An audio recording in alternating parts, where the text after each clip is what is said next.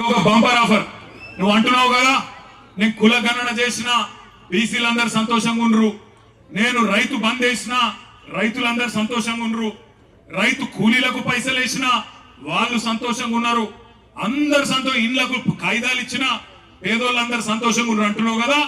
దమ్ముంటే రేవంత్ రెడ్డి కొడంగల్ ఎమ్మెల్యే పదవికి రాజీనామా చేసి మళ్ళీ ఇక్కడికి రా, ఎవరు గెలుస్తారో చూద్దాం.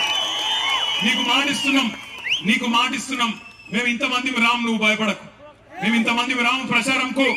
మా పట్నం నరేందర్ రెడ్డి నామినేషన్ వేసి ఇంట్లో కూర్చుంటాడు, బయటికి కూడా రాడు. మేము జిల్లా నాయకులం కొంతమంది తిరుగుతాం. గెలుచుడు కాదు నేను చెప్పేది. 50,000కు ఒక్క ఓటు తక్కువ వచ్చినా నేను రాజకీయ సన్యాసం చేసి మళ్ళా రాజకీయంలో కూడా ఉన్నా. ఇది వాస్తవం. ఈరోజు కొడంగలే కాదు రాష్ట్రం మొత్తంలో వాస్తవం ముఖ చిత్రం ఇది. నువ్వేదో అటిమారి కుట్టి దెబ్బల ముఖ్యమంత్రి అయిపోయి ఇక ఇంతకంటే పెద్దోడు వాడు లేడు ప్రపంచంలో అన్నట్టు ఏడ పడతాడ భూమి గుంజుకుంటా, ఏది పడితే అది అబద్ధం చెప్తా, నేను ఇదివరకు చెప్పినట్టే 420 హామీలు ఇచ్చి మళ్ళా మోసం చేస్తా అంటే కుదరది. ఇవాళ రైతులు అడుగుతున్నారు, రాష్ట్ర వ్యాప్తంగా గర్జిస్తా ఉన్నారు. మీరు చూస్తున్నారు వీడియోలు, ఆ వాట్సాప్లలో వస్తున్నాయి. ఆ వీడియోలు ప్రజలు మాట్లాడేటి అవి ఏం తిట్లా నాకు అర్థం కాదు.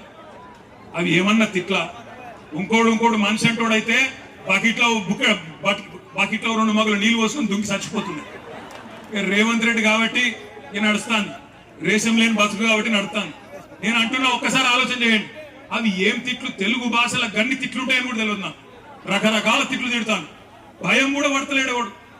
ముఖ్యమంత్రి అన్న భయం లేదు, ప్రభుత్వం అన్న భయం లేదు. గొట్టం పెడితే చాలు ఇక చెడ తిట్టుడు. అటు 7 తరాలు ఇటు 7 తరాలు తిడుతుడు. దయచేసి తిట్టకండి.